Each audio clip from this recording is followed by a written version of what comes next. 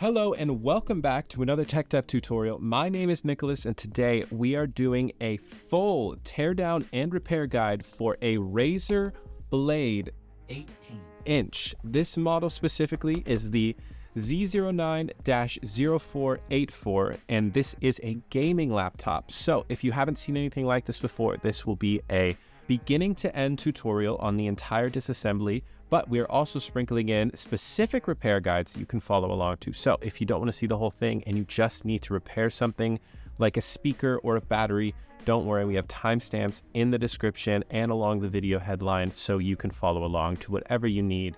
Hopefully we can give you a little more information on the differences between gaming laptops and a regular business laptop that you may have. But if you are here for those specific repairs, we have all of that covered for you as well.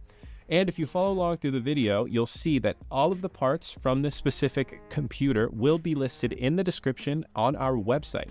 So if you see something that you would need and you want to order it, don't worry, we have it all there so you can get the parts and then get started on your repair as well. But if you are just here and maybe you see that something like this is a bit too tricky, don't worry, you can fill out a mail-in repair and we'd be able to help you out.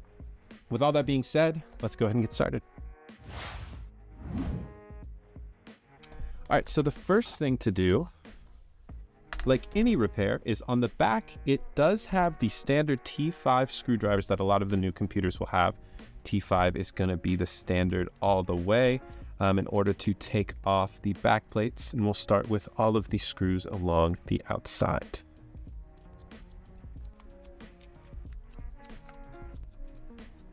With all of those screws removed, you can now gently take off the back plates, and this leaves open the entirety of the inside of the computer. Now, there are a few specifics that will look a lot different if you've never really opened up a gaming laptop. This entire plate here in the middle is the heatsink. This heatsink is going to be connected to these fans. These fans control the cooling of not only the processor, but also the graphics unit. And they are a lot bigger, so they do require a lot more cooling. That's why the fans are so big.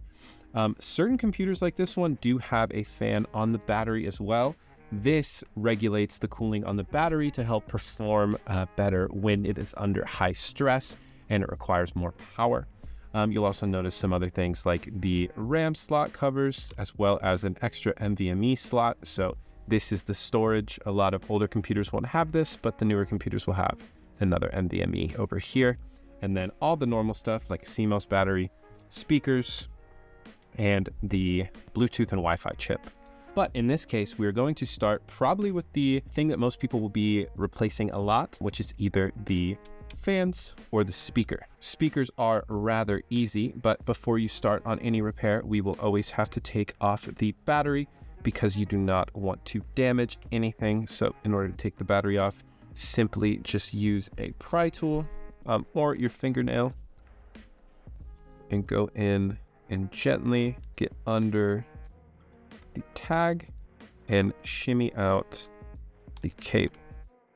This will be a little snug, so be careful that you don't accidentally hit any of the capacitors that are on the logic board. And it may be a little difficult to slide off.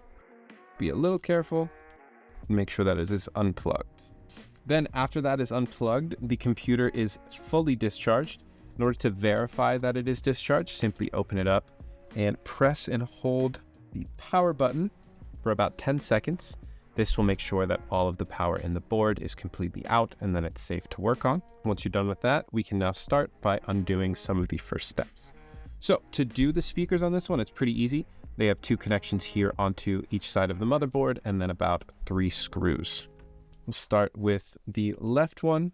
We'll go ahead and unplug the speaker here by sliding this out. And then we'll take our screwdriver, which is just a Phillips head. Go ahead and unscrew 3, holding it down.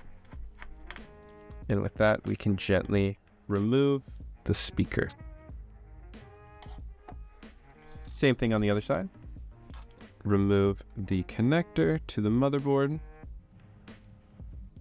And then the 3 screws.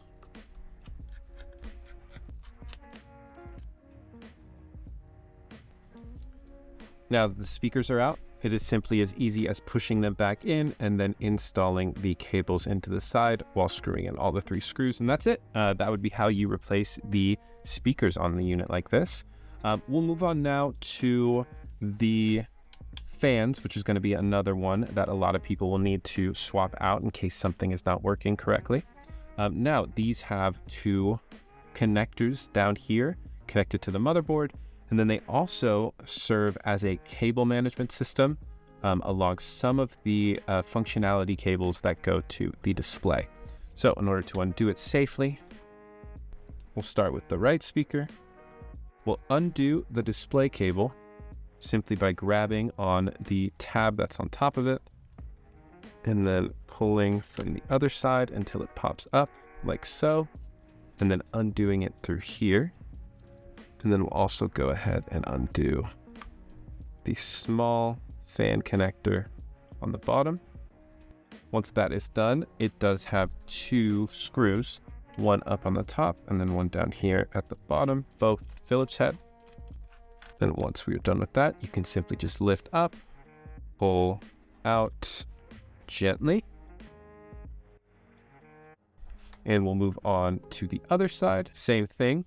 So it has another cable that's connected to the assembly on the LCD display, which we'll pull up and then lift up on the other side.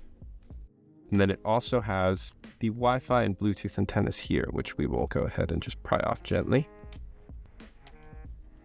And then we will route them out. And 2 Phillips head screws. And the connector to the logic board. And you can gently slide out the fan. And in order to install a new fan like these 2, simply you take it and you slide it back in, left side first, and then it should go in gently, and then screw it back in and then re-plug it in, and it should work just fine. With that, we'll move to some of the other important small repairs, like the battery. This battery is going to just have a few connections. So there is this battery here, but there's also the fan connector, which is a little bit new, which goes off onto the board right here. We'll go ahead and take that off. And then it has Phillips screws all along the outside here. So we'll start with the corners.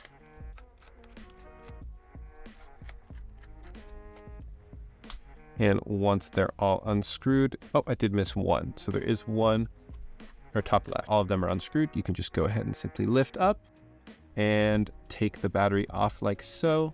And then if you are reinstalling the battery, simply making sure that it is down in the correct position, and then everything is plugged in afterwards. Very simple repair. Once that is undone, there are a few other small ones. So specifically, if you want to upgrade your RAM, they'll be right under here. You can pull back these tabs, and then there are 2 push tabs on the side.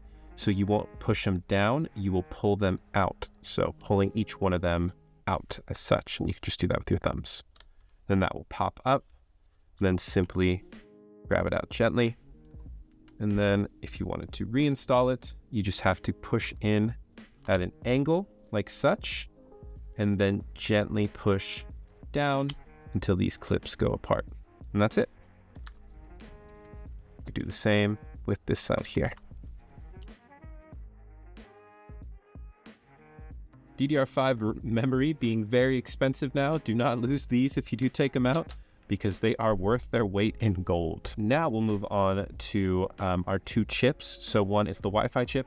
Wi-Fi chips go out very intermittently, but if you are noticing certain situations where the Wi-Fi isn't as good as it should be, it could be related to a faulty or defective Wi-Fi chip. The way to take these out is another Phillips screw, but it is smaller, so make sure the bit is a bit more tiny. And you will just go ahead and unscrew. And then these ones are a little specific, so they do have a little bit of retention. They will pop up like that, so you just kind of pull them out as such. And then to reinstall it, push it in at an angle, and then push down and screw it back in.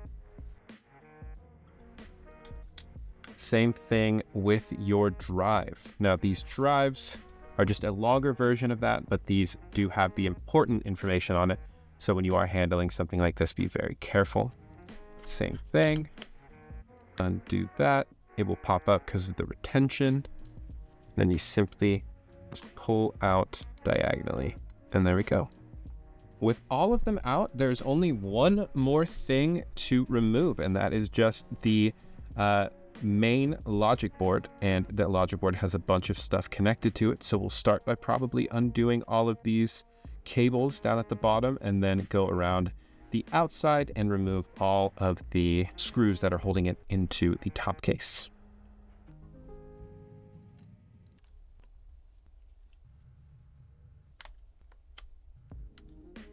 And now we'll start from left to right and take out all of the screws.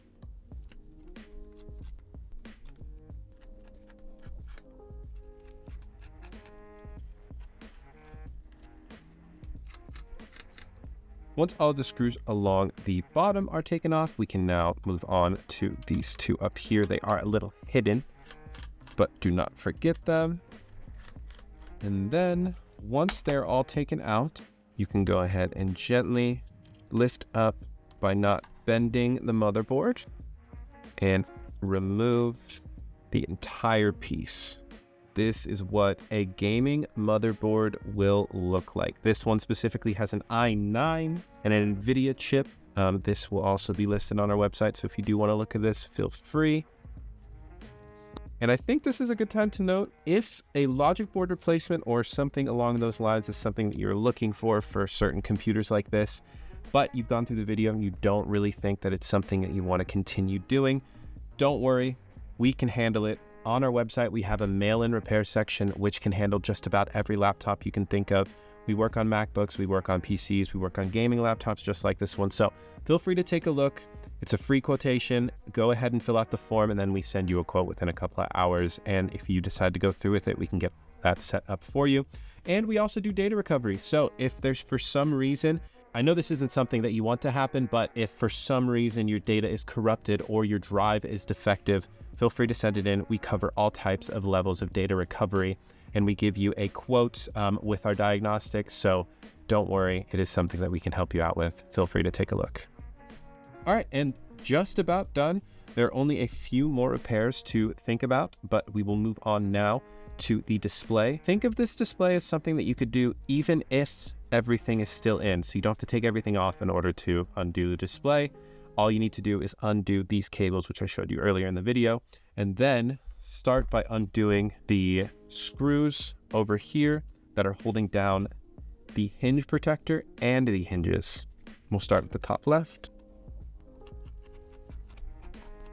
And then once you have them all out, they are the same size, so it doesn't matter which one you put here in the configuration, they will all go in at the same time, but this hinge protector will come off now, and it will leave this hinge free to be taken off. We go over to the other side, same thing, 4 screws, and the same hinge protector. With all of those undone, the easiest way to undo the top case from the display is by opening it up with your fingers here and then holding down with your thumbs on the hinges and gently separating the top case and bending back the hinges. Once they're bent enough, you can see here that you can gently undo this top case from the display and remove that here. And then we do sell a full display like this, but a lot of times it is a little bit cheaper to go ahead and just remove the display portion on your own assembly instead of buying it flat out with everything, because there is a camera, there is the Bluetooth connectors, so having it as a set may be a little more expensive. If you want us to go into detail on doing a display replacement like that, feel free to leave us a comment. If there's enough people going around it, we'll definitely go ahead and do a video for you. If not, feel free, just go ahead and look at our website. We sell the full assemblies. A lot of places sell the full assemblies as well, but our website will have it all for you. And then just like that, you now have removed everything from your top case. The top case consists of the keyboard, and the trackpad. The only other things that really are an issue on certain things like this are usually the trackpad, because the keyboard itself is usually sold as one set. You can go through the whole process of replacing just the keyboard. It is a lot of work, so and a lot of places don't sell just the keyboard. They sell this top case like this, so if that is something that you are interested in, feel free to let us know. But we'll show you how to take off the trackpad, because that is the only other thing that we sell separately here. All right, so there are a few things to take off now. For starters, it is the keyboard flex cable, which goes across the bottom of the trackpad and has one connector here onto the top case daughter board. We'll go ahead and undo that.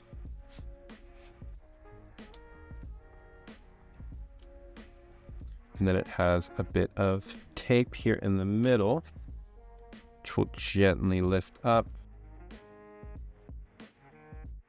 And then you can very gently tape it up there. Actually, we're going to tape it back this way. Make sure not to crease anything when you are taping it like this, because if anything is creased or ripped on this, it will damage the keyboard connector. But we're just putting it here to get it out of the way so we can go ahead and take off the different parts of the trackpad.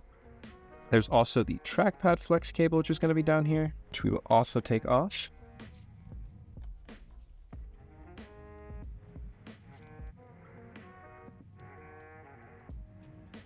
And then the last few things are just the screws on the outside of the trackpad, which are an even smaller Phillips head screwdriver, and they are here and then here at the bottom.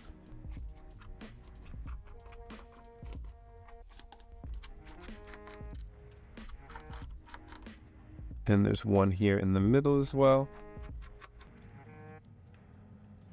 Then you will have to get under these cables in order to pop up the trackpad and remove it. But if you hold back these cables gently and just pop up the adhesive on both sides, you should be able to just slide up the trackpad like so and remove it from its enclosure. And there we go. Be sure to put all of your cables back in the correct area so that they don't get creased or damaged. And just like that, you have fully completed your teardown, or maybe even one of the other smaller repairs that you were doing. And if for some reason any of those repairs did not go your way, or if any of the repairs need a little extra help, feel free to fill out our mail-in repair on our website. We have all the options for you, so if you want to purchase something from us, or if you want to follow along to one of our guides, we have them here for you, so do not hesitate. If there's anything else in this video that kind of confused you, feel free to leave a comment. We can definitely answer them for you. And if you've gotten through the whole video, want to leave us a like and a subscribe, that definitely helps out, because it continues to help us make these videos for you guys and be your one-stop shop for everything you need, whether it's tools, parts, or tutorials. Thank you so much. My name is Nicholas. Have a wonderful day.